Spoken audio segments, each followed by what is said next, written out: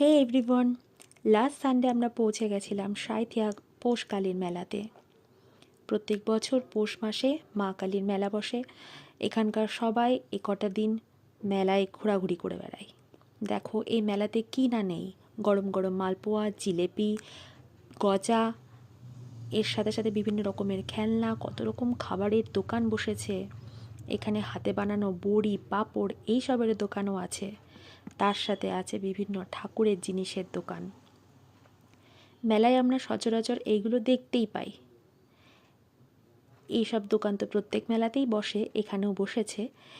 এর সাথে আমরা দেখে নেব এখন এবার মায়ের মূর্তিটা। চলো দেখে নেওয়া যাক। এই হলো আমাদের পৌষকালী মা, ভীষণ জাগ্রত। এইবার এই মেলাটা অনেক বড় করে বসেছে।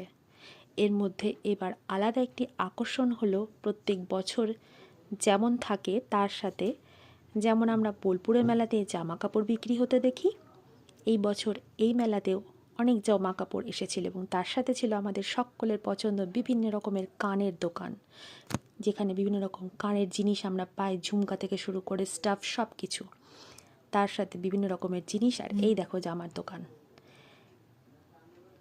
মেলাতে আমরা অনেকক্ষণ ঘুরেছি। সেদিন প্রচণ্ড ঠান্ডা ছিল, ভালোই লাগছিল বেশ। একটা শীতের আমেজে মেলার আনন্দ কার না ভালো লাগে। সাথে পেয়ে গেছিলাম একটা বড় টেডির দোকান, আর ছিল বিভিন্ন রকমের নাগরদোল্লা। কিন্তু নাগরদোলাতে বরাবরই আমার ভীষণ ভয় লাগে, তাই আর চাপি না। এই দেখো টেডির দোকান, যার যেটা লাগবে নিয়ে নাও, যার যেটা কানের লাগবে নিয়ে নাও, আর যে যেটাতে চড়তে চাও যাও, এনজয় করো। এই হলো আজকের আমার সাঁইথিয়া পৌষ মেলার ছোট্ট একটি ব্লগ।